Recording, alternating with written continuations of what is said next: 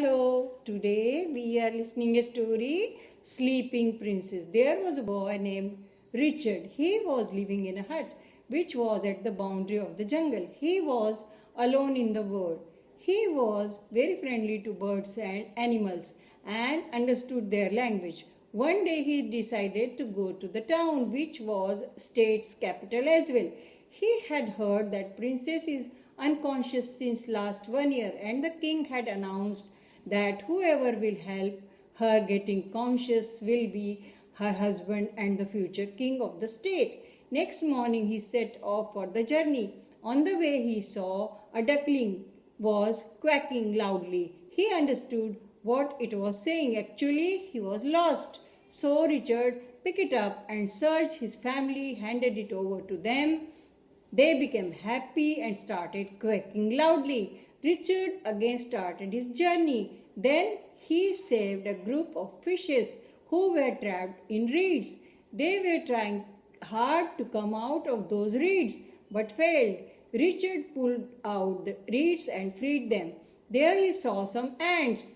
They were flowing in the river. He helped them climbing up on a banana leaf.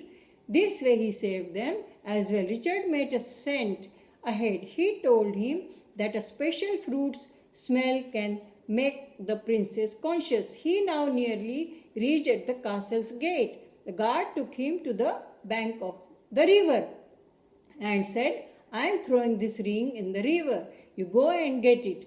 And he threw the ring as far as he could.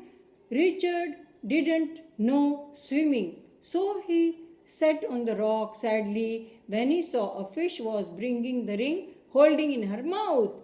He took the ring and gave it to the guard. The guard was surprised how fast he had completed the first work.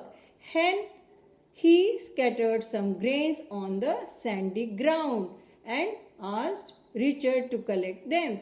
Richard was just thinking how tough the work is and how much time would it take, but he became happy and surprised to see the ants were bringing those grains holding in their mouths and putting them on the same banana leaf.